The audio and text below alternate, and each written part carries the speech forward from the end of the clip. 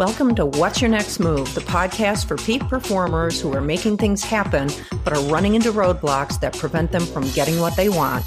Whether you work for someone else, you're an entrepreneur, thinking about starting your own business, or at a point in your life where you just can't make the move from where you are to where you want to go, you're in the right place. This podcast is all about answering one question: what's your next move? And helping you harness your power so your next move is the one that changes your life. I'm your host and resident provocateur, Arlene Battishill, and I want to know, what's your next move?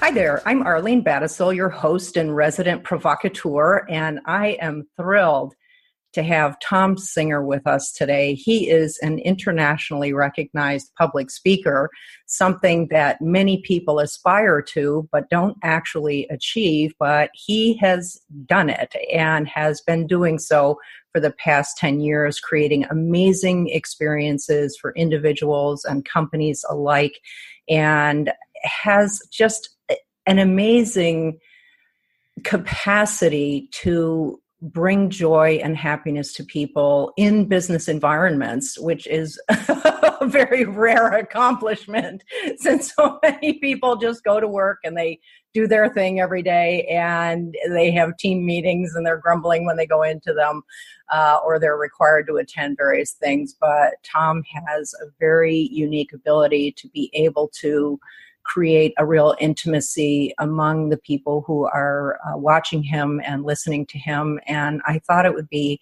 a wonderful opportunity to talk to him and just get his insights about what it means to be the kind of person who is able to create that type of intimacy for people he doesn't know and they don't know him.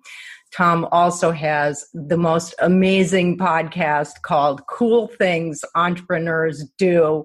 And it is a magnificent podcast. If you get a chance to listen to it, I highly recommend it and suggest that you subscribe to it. It's one of the most popular podcasts out there, and he just has an amazing array of guests that he's invited on his show just to talk about the cool things that they're doing. And I had the privilege of being on his show recently, and one of the questions that he asked me that I loved most, which is very, very rare, is what am I doing in the world to give back?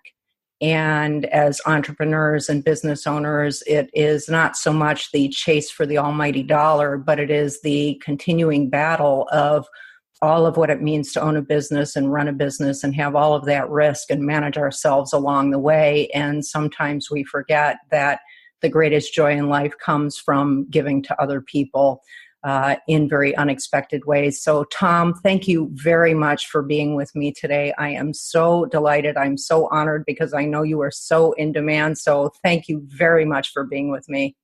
Oh, well, thank you for having me. Beautiful. So, Thom, why don't you, let's get started with you talking about where you're at in your life right now and what you're doing. Sure. So I, like you said in the introduction, I make my living as a keynote speaker and a professional master of ceremonies, and that takes a lot of different forms. So every week I'm with different companies or associations, and sometimes it's an audience of 12 and we're doing sort of a longer deep dive training. Sometimes I'm in front of an audience of 4,000 or 5,000 people, either speaking or leading the whole conference as sort of the host of the event.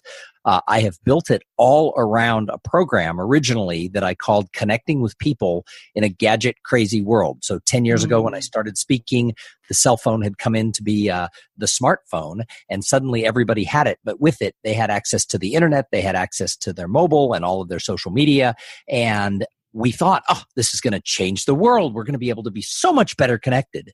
But fast forward to today, when I talk to audiences, I ask people, especially if they're over 35 years old, how many people feel like you have more friends, like really close, go to their house for Thanksgiving level friends than you did a decade ago? And it's amazing how often there's crickets. Now, sometimes there's someone who raises their hand, and certainly these tools can be used to help build relationships. But most people feel like I have all these these social media connectability tools, but I don't have a lot more close friends, nor are they saying that they're just raking in the business from it. Again, there are outliers, but for the most, the reaction I get is that. So I started speaking about how do we get back to the basics? How do we really network? What does it mean to meet somebody in a business setting? And meeting planners liked it. And they said, gosh, could you come back next year? But we can't have you as the keynote speaker again. So I came up with this idea that I could be sort of a hybrid master of ceremonies. And I created the moniker, the Conference Catalyst. And so that's what I've done for most of the last 10 years is my job has been to make people connect better at conferences or teaching them how to go out into the world. If I'm inside a company, teaching people how to use relationships to close more business and to grow their careers. It's been a great run. I have a new topic that I'm doing now this year that's actually taking over my business a little bit, but it's been a great run. And it's something, as you said, a lot of people want to do it. I spent 5 or 6 years saying I'd see a speaker at a conference and be like, wow, their job's better than mine. And I dreamed of it. I wanted to do it. And about 9.5 years ago, right in the middle of the recession, I started going at it full time. And I'd love to say it was easy. It's been very hard, but I've been able to make it happen. Well, that's a real testament to what it means to be an entrepreneur in every fiber of your being, where, much like you, I launched my own company at the height of the recession. And, here we both are 10 years later, and we lived to tell about it. But it's a bumpy road along the way, that's for sure, especially when you're launching at the height of a recession, which most people don't have that experience. But what it teaches you along the way is pretty extraordinary. And I'm sure that experience has informed a lot of your perspective on what you do. Can you talk about that a little bit? Yeah, I mean, it was one of those things that I actually got laid off on April 1st, 2009. And I always joke that the irony of being laid off on April 1st has never been lost on me. But I had to sink or swim. There was no other option. There were no corporate marketing jobs, which is what I'd been doing for many, many years for banks and law firms and consulting firms. There just wasn't jobs. And so I'd always wanted to be a speaker. I'd written a book. I was trying to kind of do it on the side. And everybody was like, oh, well, you can't do that now. But it really turned out to be the best time, because what happened is that the association markets still were holding their annual meetings. I mean, the companies kind of shut down. I kind of thought half my business would be corporate and half would be associations. Companies weren't doing any training. They weren't doing any meetings, but the associations were. But the problem was they couldn't commit far out to expensive speakers. Right. So they would, like 2 months out or even a month out, they would start looking for people that they could get for whatever budget they had.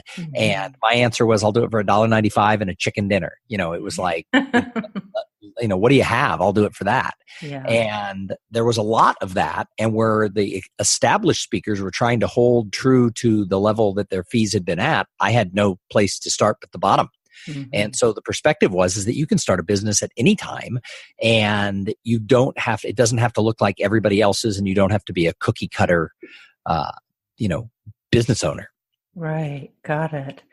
Yeah, it really is. Again, it speaks to who you are in terms of you knowing exactly what you wanted to do and knowing what it was going to take to do that. And as is often the case when you're starting out, whether you're freelancing or you're doing what you do as a public speaker, you're giving away your services just for the opportunity to get in there and get that door open and create those connections and relationships and show people what you can do. And how long was it into this 10-year journey that you actually started getting the fees that made sense for who you were and how established you were and what you have to offer? Well, I'm pretty honest with everybody. For 3 years, we hemorrhaged cash. My wife had said, we didn't have a lot of money. She said, you could burn through our savings. You can burn through a little bit of credit card, but there was an end to that. And that end was like, X number of dollars in 3 years. And I burned through all of it, maybe a little bit more. And then I started earning back what I was earning in corporate America. So it took about 3 years for me to get back to sort of a corporate salary, and another 3 years to get the debt paid off. So it's only been the last, 3 years that it's been sort of back to a normal life of having, the the sort of money at hand. So it took a long time. And in fact, I still struggle. I mean, I'll have, the greatest year ever. And then I'll have a couple of months where I'm not really selling a lot. And I'll think, oh, it's over. My reputation has died. And it's weird because nobody listens to a podcast and goes and hires a speaker. I mean, there's so many where people, can promote themselves just by writing an article or showing up. Part of it's the timing. An association or a company probably has 1, maybe 2 meetings a year. Mm-hmm. And they have like a 2-week window when they're looking for speakers, and out of sight is out of mind. Yeah. If you pepper them too much, they hate you. But if you don't ping them the week before they start looking, they'll end up with 3 or 4 other people on that list. So it's a weird, quirky business, but I have found a lot of people are willing, because they like me, to go out and tell their company or the associations they belong to, hey, Thom should really be on your short list. Right. And when I teach salespeople, that's one of the things I teach them is, don't worry about closing the sale. Worry about getting in the door. It's kind of like having a podcast. People aren't going to listen to 500 different podcasts. They're going to have 3 or 4 favorites. So I want my show to be one of those 3 or 4 go-to shows that they have. Right. And they don't have to listen to every episode, but if I'm, if they've subscribed to it and I'm in their, the top of their list, they're going to listen to a lot of the shows. So it's the same thing. Right. If I can make the short list, I have a better chance of them selecting me. And then I can, wow their audience once I get on stage. But the first thing I am is a salesperson. Right. Absolutely. Now, I want to ask you something about your relationship with your wife, because most people who lose their job or have it taken away from them, as is often the case, they will be in a relationship with someone, and the stress of the loss of that job, the loss of the income, the loss of the status, the loss of everything that is associated with having your income vanish overnight. Talk to me a little bit about the days after you lost your job and how it is that she was able to say to you, okay, 3 years and go ahead and go through this money. I mean, it takes somebody pretty extraordinary and trusting to be able to say to their partner, I'm okay with you doing this thing and you not generating any income for an extended period of time. How did that work? I will say, when I called her and said I was laid off, she goes, what are you going to do? And I said, I think I'm going to try and start this speaking business thing full time. And she didn't say anything except for positive stuff. But I found out years later that, she called her best friend and cried. I mean, she was scared we'd lose the house and everything else. But at the end of the day, if you're going to be in a relationship with somebody, I think that, there's going to be ups and downs. And I think she realizes that. And she didn't sign up. She's not an entrepreneur. She didn't sign up for this lifestyle of not having what's the word I'm looking for? The stability. However, she will tell you that I'm happier the last 9 years than I was when I was working for other people. No doubt. And we've always seemed to be able to make it work. And, again, even now, we have college tuition. We have another kid in high school about to start looking at colleges. We don't have as much saved for retirement as we should. We're getting older, but we'll figure it out. We always have, we always will. So she just sort of that sort of attitude. And, if she hadn't have been, I'd probably have a job somewhere and be miserable. Yeah, for sure. And it's really extraordinary that she was able to look at the situation and take her own feelings about it and go to her best friend and have that conversation and express the fear and anxiety that she was having in another place, so that wasn't kind of like the piling on that can happen in relationships where people are feeling so much anxiety around what's going to happen to us financially, which then means what's going to happen to our life. What often happens is one of the partners will do the piling on because they can't manage their own emotions in that situation. And I find it extraordinary that in a moment like that, the two of you were in a place where you literally were just saying, all right, we're moving forward with this. And was your wife working at the time where she had managed to get through the recession without losing her job? No, in fact, she had been a stay-at-home mom since our oldest child was 3 years old. Wow. Had a couple of years before that taken a part-time job as a meeting planner for an association, but really working from home and not really making money or having any benefits. I mean, it was a small amount of money. So no, I was the primary breadwinner of a family with 2 young children. Wow. that was the situation we had set up, and that wasn't going to change. Now, looking back, we probably should have changed our lifestyle. We could have downsized from the big house in the nice neighborhood. We could have stopped taking the kids on vacations. And we, there are many people who would tell you, oh, well, you don't get to take a vacation. You don't get to take the kids to Europe. You don't get to do this.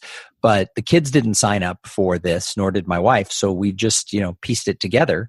And, I like I said, she's been phenomenally supportive. I'd love to say it's all wine and roses. Part of it is that as my job took off, I started to travel more. Well, her number one favorite thing to do is to travel. And so, we had to learn that, when I'm traveling, I might be at the Broadmoor Hotel or the Hotel del Coronado, but I might as well be in a Holiday Inn in the Midwest somewhere. It doesn't matter. I'm there at an event. I'm in the ballroom. So we had to learn how to get through that, because it's, it looks from the outside. If you look at my Facebook, it looks like all I do is go to cocktail parties and fancy places. But, and I get to go to fancy places and do stuff, but it's still work. And that was, we sort of had to learn that was what it was. But once, I started getting, more gigs, it was, somewhat lucrative. Like I said, we're not living high on the hog, but it definitely has been able to maintain the lifestyle that we've enjoyed. Right. And it's really extraordinary when you talk about how you really didn't make any adjustments or major adjustments to the way that you were living during that time, so as to create, a sense of normalcy among your kids and your wife. And I mean, that takes a lot of guts to be able to say, I have enough confidence and faith in that what I'm doing is going to work, and it is going to be successful, and it is going to pay off, that you actually do maintain that life. And why do you think it was important to be that deliberate about maintaining that life? Well, two things. If you ask the kids, they'll tell you I worried about money and freaked out a lot. So it wasn't totally perfect. But I think that the priority that we've had, my wife and I have never, until this year, have never taken an extended vacation without the kids since the kids were born. And I'm not saying it's right or wrong. A lot of people, go on 2 and 3 week vacation, leave the kids with grandparents. We didn't have grandparents that we could leave them with. I mean, we both lost our moms before, my mother-in-law died when the youngest child was 1, but my mother died when I was 18.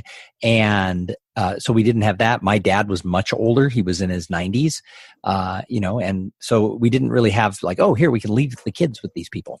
So we just always figured out if we wanted to go somewhere, we had to find a way to take the kids with us. So I had a friend who was renting a house, and this was, back at sort of in this era where we were starting things over a little bit. And he was very successful. He and his wife would rent a house somewhere in the world for 2 weeks and invite their closest friends to come join them. He had to pay a little bit, but it was not the full fare.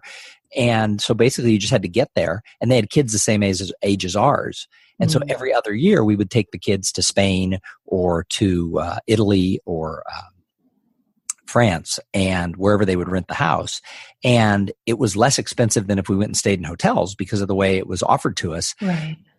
But the thing was, is that the kids grew up with these other kids. We wanted them to have that opportunity. So we structured the trip around the kids being part of it. So, the joke was we'd go to the Louvre and the kids would be like, what the hell? We stood in line to see the Mona Lisa. It's a foot.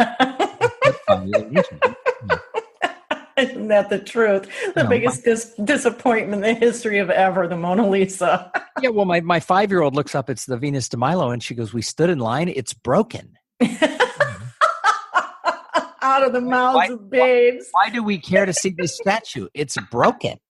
Where are its arms? So the joke has always been that, my wife would look forward to traveling with adult children, and we've gotten there.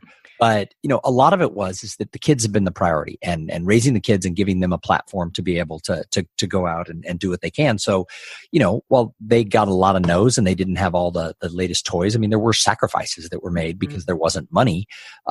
Where we didn't sacrifice was every year we took a major trip, either in the United States or somewhere else. And we would have that family time. And so the kids will tell you, I complained about money and this and that, but they always look back on those trips starting when they were very young. I think the youngest was 3 the first time they went to Europe. Wow. And I'll tell you, don't take a 3-year-old to Europe. But, or anywhere for that matter. Right. You don't take them to Chili's for that matter. But Isn't that the truth? But now we do have adult children. They're 21 and 16. So I guess the 16-year-old's on the cusp of being an adult. Right. But, they look back and they remember those vacations as really positive times. And we do a really cool thing. If any parents are listening and you have younger kids, this is my thing that we did right. And again, we didn't have, especially the first couple of trips, we didn't have the money for it, but we made a deal with the kids when they were 13, because we would travel as a family, but there wasn't that one-on-one time necessarily. So when they were 13, they got to plan a trip, just them and mom, just one kid and mom when they're 13, anywhere in the continental United States for 3 nights, any city they wanted to go to or any place they wanted to go to. And then when they were 16, they got to do it with me.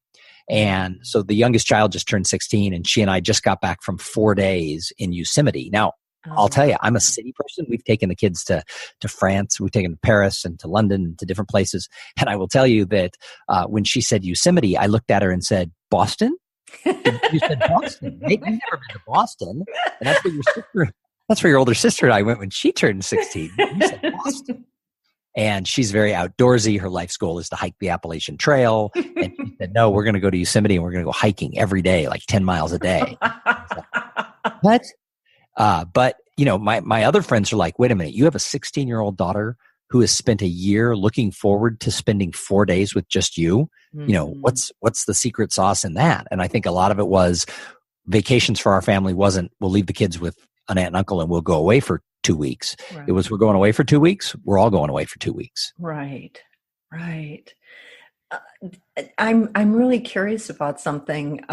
You had mentioned that you lost your mom when you were 18, and did that influence your whole perspective on having a family as you were looking forward in your life?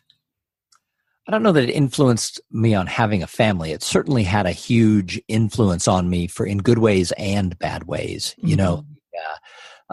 I used it as a crutch all through college and maybe afterwards. So I didn't necessarily live up to all my potential because my dad wasn't going to get on my case. My mom died. I learned really heavy that you couldn't talk about it because nobody wanted to be around the guy who always talked about his mom having cancer. Yeah. So I got sick when I was 15. So all through high school, things like, she was out of the hospital, but the week of my senior prom, she was in the hospital and we were planning that I would pick up my date, have to drive over to the hospital so she could see us in the tux and the dress and then go. So this stuff was not, happy, joyous-y things. My high school graduation, she barely made it through, but she got her ass there. And wow. I always remember there's one picture I've seen in an album somewhere and she looks like crap, but she was doing everything she could to get through it. So there were some heavy negatives and it influenced me in a negative way. But the last conversation I ever had with her, and I didn't know it at the time. I was probably 15 years later, 20 years later before it dawned on me. But I was home for the weekend. I was away at college. I was coming home every weekend to help my dad. I had a brother in New York. We lived in Los Angeles. I had a brother in New York. I had 2 brothers that were overseas. And so I was the only one. And I would come home on the weekends and I would sit with her so my dad could go golfing. He could have lunch with a friend. He could go to the store, get whatever he needed because he wouldn't hire help. He was her caregiver and he wouldn't bring in. They didn't have things back then like visiting angels. It was a big deal to hire help. So he didn't do it. And I was sitting with her and she motioned for me to come closer and she asked me a question. I didn't really understand her. I didn't want to. And I said, what? And she said, would you trade me? And I was confused. And she said, would you trade me for a mother who would live longer? And I was like, oh my God. I got really angry. I did not like this conversation. I was crying. I was like, why would you even ask that? And she said, look, here's the thing. If you wouldn't trade me for a mother who would live longer, then you have to deal with what's about to happen. And she said, this can't go on much longer. And she's like, look, when you were born, she was over 40 years old, which back then was a rarity. And she said, when you were born, I said a prayer and I asked to see you through your 18th birthday, your high school graduation and off to college. And then she burst into a big smile and she said, if I knew God was listening that close, I would have asked for a hell of a lot more. Go, Mom. And she said, what? This is what I asked for, that the kids were the priority. This is what to get you the last kid, because my brothers were 10, 12, and 14 when I was born. So they sort of started over when they were 40 and 52. And this was the goal. And she goes, anything else would have been gravy. And she said, but look, you could live 70 more years. You can't let this incident scar you and take you off track. Right. And I didn't like the conversation. I shut the conversation down. I was kind of horrified by it. But looking back, what I realized is she knew what her purpose was in that conversation. Her purpose was a mother who was of a teenager who was about to lose a parent. Yeah. And the fact that that parent was her didn't matter. She had to have the conversation about, pick yourself up and move on. And, I don't know that I picked myself and moved on perfectly, but I certainly always held that conversation. And years later, it really dawned on me that when you have a conversation with somebody and you know your purpose, you know why you're there and what you have to say, that's how you leave a legacy. Because I easily could have been sitting there in her room that day and she could have called me closer and said, I'm glad you were born. I love you. And I wouldn't have loved her any less. It wouldn't have changed anything. However, I wouldn't be telling you that story, I think 34 years later, if it wasn't for the fact that she really knew her purpose in that conversation. And now we live in a world where everybody is doing mass emails and broadcast social media, and their individual purpose with the individual people they're connecting to isn't as strong as I think maybe it was 34 years ago. And I think that in that there's a lesson that we have to remember, that we have to get back one-on-one, because the conversations she had with her sisters, with my dad, with my siblings, they were all different conversations. She didn't have that conversation with anyone else in the last few weeks. That one, the purpose was with her 18-year-old. That purpose was with me. Right. And do you think that at that time, with who she knew you to be as a person, obviously as your mother, that she had a sense that there was something very important you were going to go on and do in life, and that's why she was having that conversation with you? I don't know. I don't know. Did she think all of her kids were special? Yeah, but of course. but I definitely think the lesson I got from that, and then years later from my dad, was that we have a finite amount of time on this earth, and it is what it is, and you can cry about it, you can whine about it. So my father, after my mother died, he was 70 and I was 18, and he pulled me aside. He goes, "Hey, I'm kind of sorry." Because the average lifespan for someone my age is 72. Right. And, he goes, "We always thought your mom would live until you were older." This wasn't what we expected. And he talked to me about just dealing with whatever happens.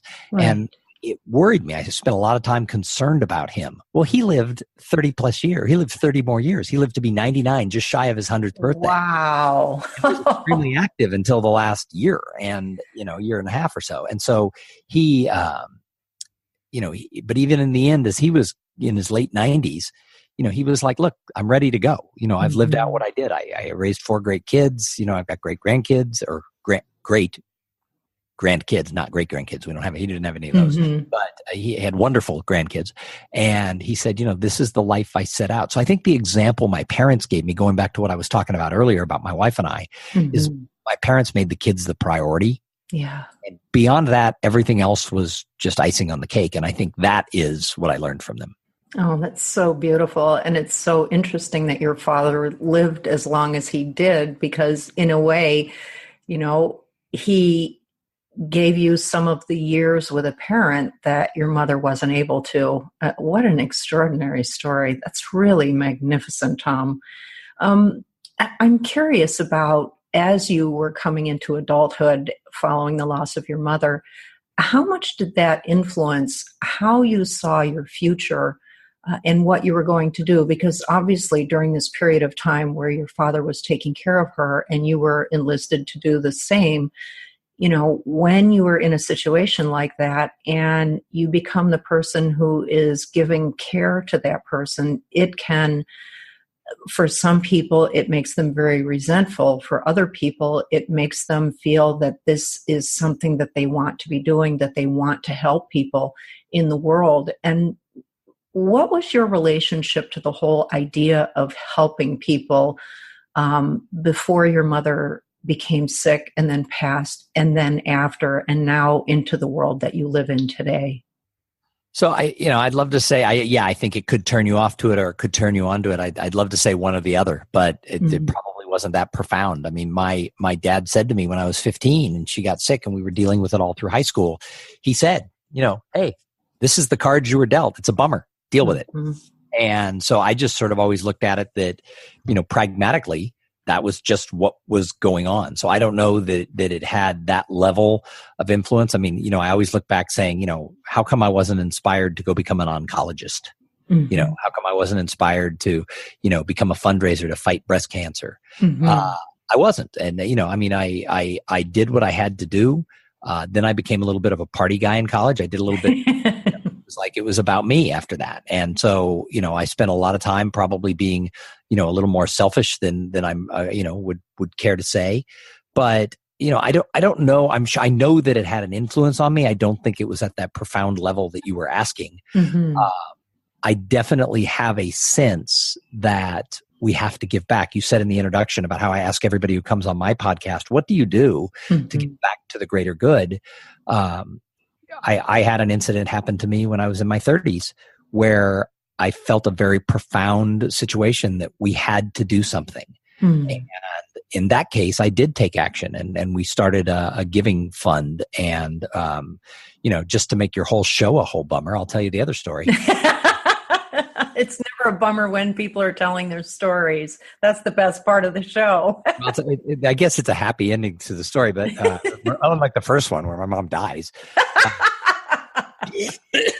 My youngest daughter, the 16-year-old I was telling you about, she's phenomenal. She's a straight A student. She's really precocious. She's wonderful. But she was born into the world with a condition where the bones in her skull were fused together and it wasn't diagnosed properly. Ooh. And we kept asking the doctor about her head and it just wasn't shaped right. And it seemed to be growing wrong. And the doctor kind of blew it off, said, heads are funny. We'll watch it. At one point he said, go to the mall and look around. People have different shaped heads. And there's a fun game for you, by the way. Go to the mall and look at people's heads. Like, oh my God, look at that one. But in Kate's, place, it something was wrong. And at about 4.5 months old, the doctor said, yeah, I think maybe you're right. We'll do this CAT scan. There's this thing where the bones get fused, but it's really rare and it usually happens to boys. So he was kind of talking us down from being too worried about it.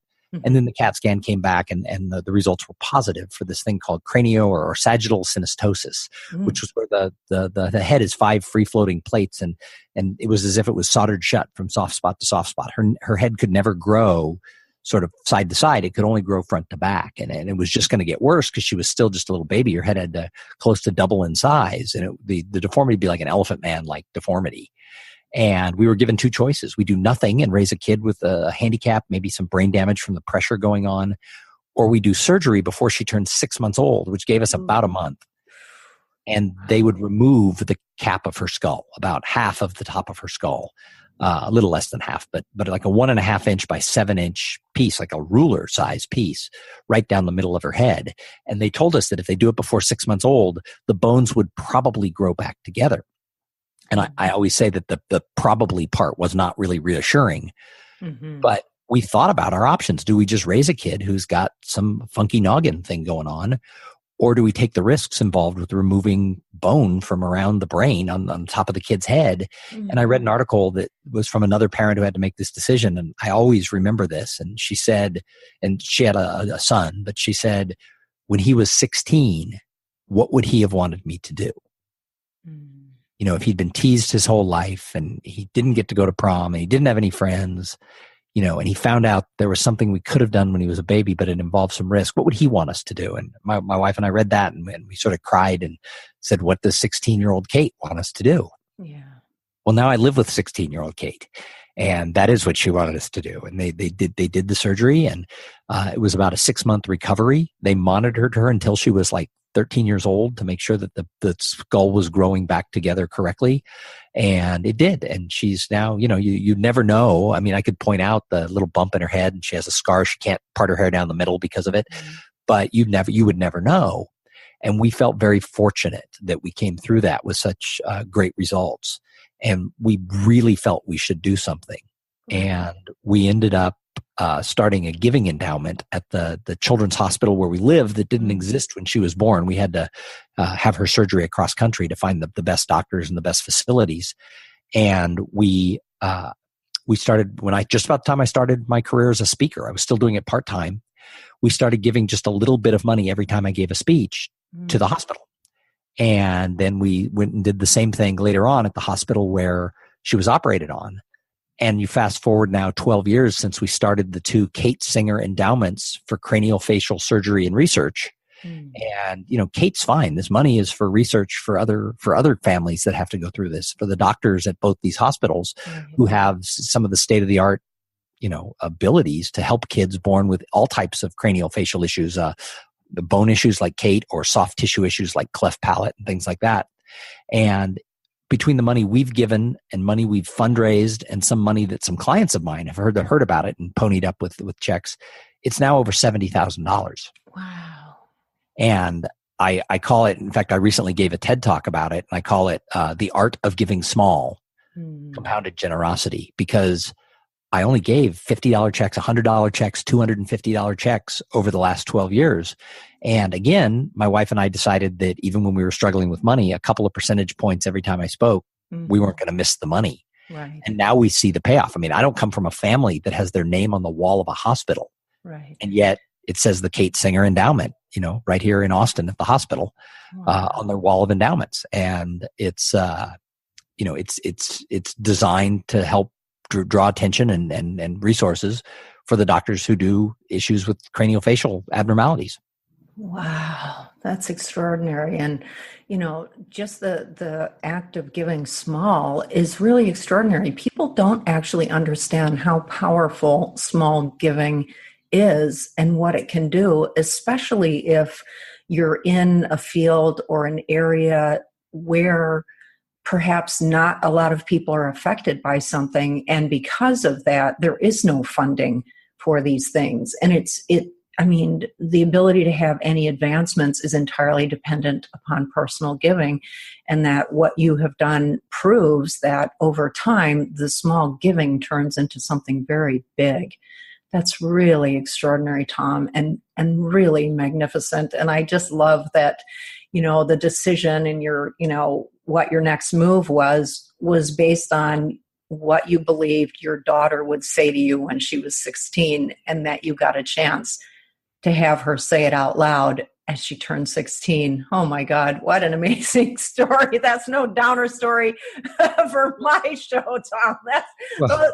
These are among the best stories because, the reality is that, we can interview people who have a lot of success or some measure of success, but you don't get a real sense of who they are and the significance of that success until you find out where they were before all of that. And what I find remarkable, and I'd like to ask you about, is you've had, what for anyone else could be considered catastrophic experiences in your life, starting with the loss of your mother so young, and then this situation with your daughter, and then you losing your job.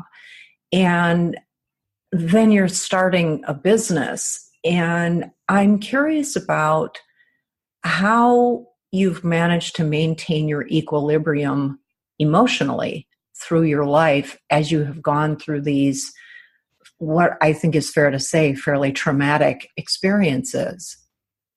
Well, I don't know that I have maintained my, I like everybody else. You have good days, you have bad days. A couple of years ago, I was going through kind of a rough time, and I made a comment that I was sad, and that stuck with me. And I was like, why is this sticking with me? Mm-hmm. And I started realizing I wasn't just sad that day. I'd been sad for a while, but I wasn't like depressed. And I always am careful when I tell this story depression's a real thing, and a lot of people deal with it. I wasn't at that level, but there was something going on. So I did some research, and there's actually a thing called hidden sadness. Mm-hmm. And it's really common in middle-aged guys.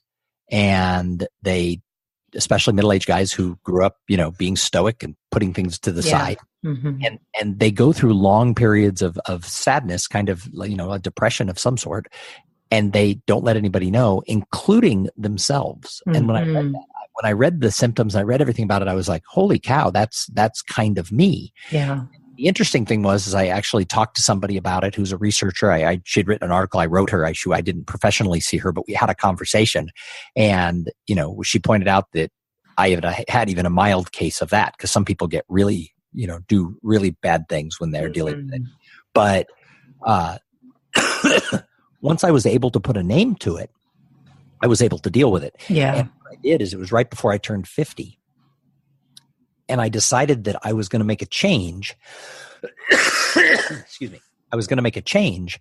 And that was that I was going to make age 50 to 75 the best years of my life. Beautiful. I witnessed my dad do that after he was widowed. He was 70. He decided he could live. His theory was another 10 years. Turned out it was another 30. But he decided that he could mope and be sad after his wife died.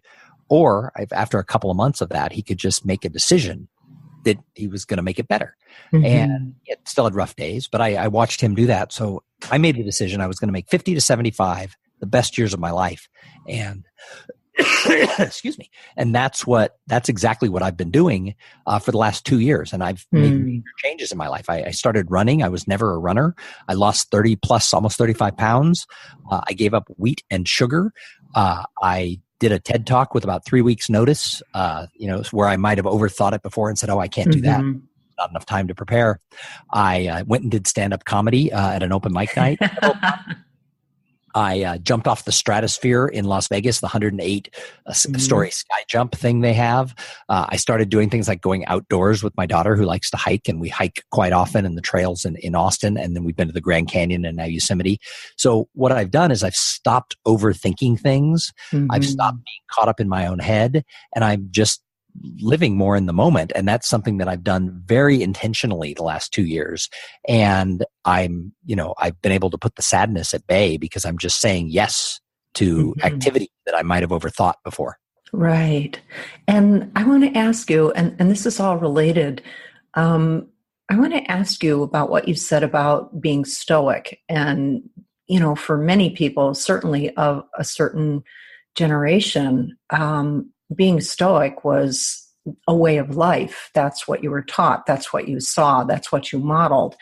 And there are pretty damaging effects of coming through early life as a person who's stoic, who's been told that there's virtue in being stoic, and that you just suck it up and you do what you have to do, which in many ways denies whatever emotions that we're having. And I think that the goal was always, don't allow those emotions to run away with you. But I think the messaging that many of us received was just simply, shut down those emotions, don't have them, you just need to move forward. And I'm curious about your own relationship with being stoic, and in retrospect, what your thoughts are about it. And now that you come to this place as you've moved into your 50s, where it seems like the things that you're doing now are the things that are allowing you to breathe and really come alive in a way that maybe you had not done earlier. Maybe. I don't really use it necessarily as a bad word. I definitely think there is a difference, because my dad was 52 and my mom was 40. I was born in the 60s, but I was born to parents who were a generation ahead. I have friends whose grandparents, especially, my mom was 40. Yeah, she was maybe old enough to be a grandparent. But my dad, when I was in college and we had like dad's weekend at my fraternity house, one of my friends brought his grandfather, and his grandfather was younger than my dad. And everybody was like, oh my God, your grandfather was younger than Tom's dad. And then as it turned out, that was like a common thread. So I would have to say, that, I think it was a generational thing. Sure. Greatest generation, if you will. They came back from World War II and they really didn't talk about it. Right. And my father was one of those people. Later in life, we got him to tell us about the war, but he never had any problem with it. That was just a time in the world that he lived. And, I think that was just the way, that he raised me, was that. Now, when my wife and I first got together, she noticed something. And that was that my brothers and I, when we would get together, and even with my dad, we weren't really big huggers. She started wondering, I wonder what's wrong here. They don't hug each other. Well, years later, she realized my brothers and I have a fantastic relationship, even though they're all 10 to 15 years older than I am. We have a great relationship, and we're very fond of each other. We just weren't really brought up that we just weren't big huggers, and we didn't hug dad. And at one point, my wife realized that it wasn't like a problem. It was just the way we were. But we told one of my brothers that, and he started laughing. He goes, "Could you imagine if we showed up and we hugged Dad? He would think we were dying, or he was, and we hadn't told him." And, so I actually don't think of it, in a bad way. I think it's just sort of the way I was raised, and I think it was just situational that I had a generation removed from that. But at the same time, if you're not in tune with what's going on, it's really easy if you're taking those emotions of, your mom dying, dealing with issues, and putting them in a box and locking them away. You have to be careful, because that sadness can creep out, and that's what I sort of experienced. But my parents, like I said, I think part of the thing is that they raised us with unconditional love. Mm. When they said things, it was true. There wasn't a lot of words, and then the actions didn't match. Right. So, I don't think that I'm scarred from any of it. I think it was, I think my parents did a good job of raising us, from that. And I think that, not having to always wear every emotion on your sleeve, I think there's a time and a place for that too. Mm-hmm. And so I think there's sort of a happy medium between maybe the generation of the past and, now where, everybody can say and do everything. So my actual answer to your question is I think it's somewhere in the middle. Mm-hmm. Got it. Yeah. And the generation that we see in front of us today is the generation of oversharers, because there are so many ways, mostly we because don't need to share. We don't need to share everything we do. If only, please. Well, it's really interesting what you said about how your parents raised you with unconditional love. And I think many people think that that's what they're doing with their children, but they can think that and be sending very different messages to their children that those children carry through life. And it really strikes me that there was a profound difference in your life from the way that your parents raised you and your siblings from what has been the case for many people that I've talked to and many people that I've worked with, that the way that the person has been raised has a huge influence on what happens to them later on and how they approach everything that they do, the kind of communication that they have with people. And I'm curious about, when you became a parent yourself, did you feel, because, anyone who becomes a parent for the first time, they're learning as they go along with that first child. Yeah, the practice child. Yeah. Yes, the practice child. My oldest does not like that term whatsoever, but the practice child. Until the last one, who's just left, and they're just like, whatever. I always told my brothers that the real rule is you keep having children until you get one you like. That's brilliant, Tom. Spoken like a true last born. I'm a last born as well. And I'm like, I don't know what your problem is. But my oldest child, my wife is the second of two. And we have two. And so my oldest daughter would always say, "Oh my God, I live in a house of youngest." And she used to call my older brother for support. "Oh my God, I live with all these youngest. Please, Uncle Steve, help me." Oh my God, that is too funny. I wanted to ask you, just in terms of, the relationship that your parents had with all of you and your siblings, and your relationship with your own children. Do you feel that the relationship you and your wife have with your children is very similar to the one that you experienced when you were growing up and on into adulthood with your family? For the most part, I think so. I think that we have a term that we use internally with my wife and kids. We call ourselves the pod. If you look at our group text for my two daughters and my wife and I, and that is whales live in a pod. Mm-hmm. And so I years ago just started calling the group the pod, because we travel together, we do stuff. Now the oldest one has left and she's gone on with her life, and she's hasn't been home since Christmas, and we may not see her in Texas until next Christmas. We'll go visit her in September, but she's moved on with her life, and yet she wants to send us pictures of her apartment when she gets it all set up and things like that. And she's met a young man, so we're becoming Singer party of five, where he's been around a couple of years. He seems like he's a keeper. And some people say, well, how do you feel about that? And, my answer is you wouldn't ask for your 21-year-old to be this serious in a relationship. The flip side is you couldn't ask for a nicer young man to date your daughter.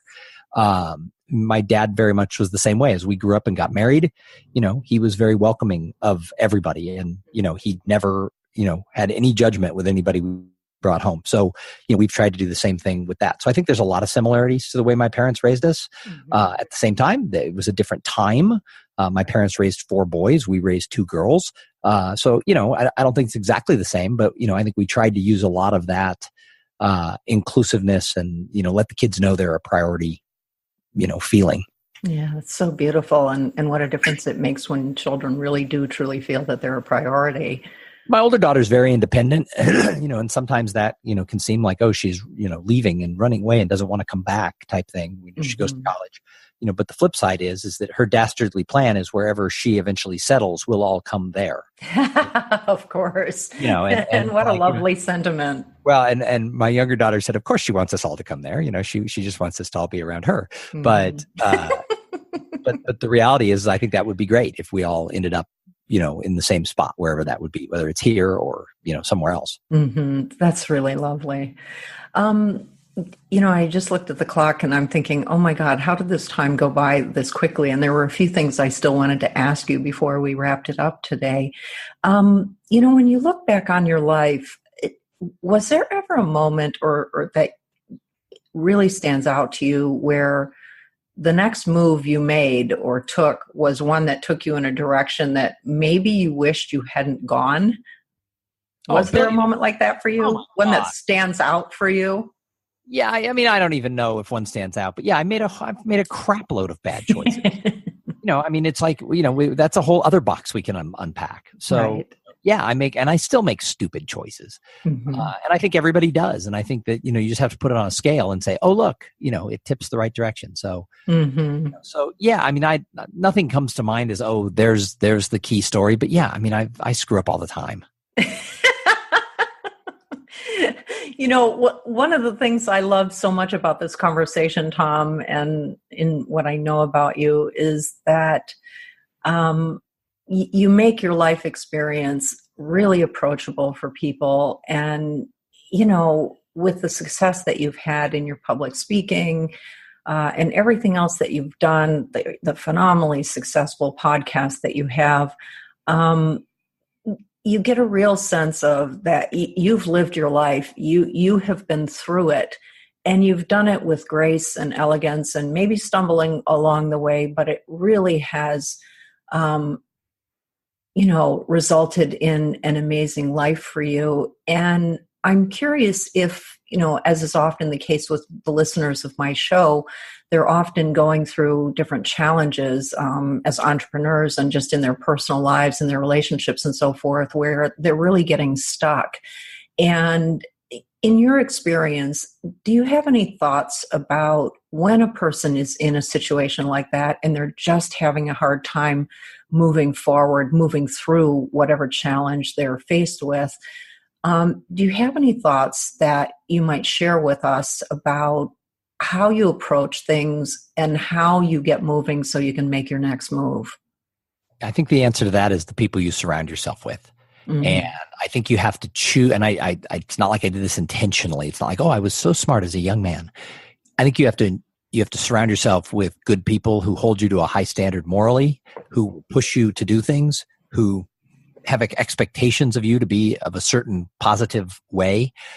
So when I've gone through things, it's like, I have a stable of lifelong friends. I call them forever friends. Truth is, in our life, you have people who come and go, and they're your friends for a long time, and you're best friends, and you do this, and then you either have a falling out or life takes you a different direction or whatever. And that's great. They're nice people. They crossed your path. But the forever friends never fire you. They're there in the bad times. They're the ones who, come to your dad's funeral. They're the ones who, fly to wherever you are, or at least try to, if you're doing something special, they come to your wedding, they do whatever it takes. And they show up. They're the ones when you start a podcast, they're the ones who tell all of their friends at their daughter's baseball game, take out your iPhones right now and subscribe to this. I have a friend who did that. He was, his daughter played lacrosse. And he walked around to every parent at every game for like 3 weeks going, this guy needs to get subscriptions. Take out your iPhone and subscribe to this and download all the episodes. Wow. I'm like, who does that? Well, Yeah. I have some people in my life who are forever friends. And when you're going through a rough time, you have to have the wherewithal to call them and say, I'm having a rough time. I need some time to talk to you when you've got a half-hour block. Right. And they clear the block and they call you within the day. And, I've been lucky. And somebody said to me one time, well, I don't have I don't have that type of friend. And I think the answer is if you want to be if you want to have a friend like that, you have to be a friend like that. And absolutely takes a lifetime. And I haven't always been the best friend to everybody in my life, but I've always tried to. I've probably done better than I've sucked. So, but I do. I have really good people, both from my family and my friends. I mean, the guy who was my best friend in kindergarten, our 16-year-olds are best friends. He lives across the country. My daughter will spend 10 days in California with his family this year. Last year, his daughter spent a week in Texas with us. We've taken a couple of family vacations with them. And people say, wait, you guys were best friends in kindergarten? Wow. Yeah, we haven't been bestie friends our whole life, but we've always been part of each other's life. Yeah. And, he was at both my parents' funerals and, he, still talks fondly about growing up and, remembering going on vacation, with my family and things like that. And, it's people like that when you can look back and say, wow, I have these many friends. When you're having a problem and you feel like, oh, I don't have any friends or nobody gives a shit about me. And all of a sudden you look back and you say, well, wait a minute. I have my friends from high school. I have my friends from college. Some people I've been friends with for 40 years. Well, I can't suck that bad because they've had plenty of chances to abandon me. Exactly.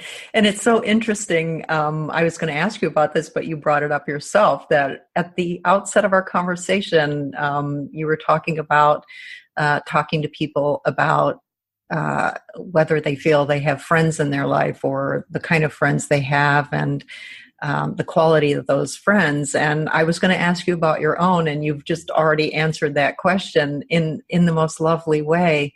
And this has just been such a delightful conversation, Thom. And I was thinking before we started our conversation, I was just curious about what was going to come of this conversation because I didn't have any sense of who you were behind the guy that's up on the stage. And what a magnificent person you are, Thom. This has been so delightful.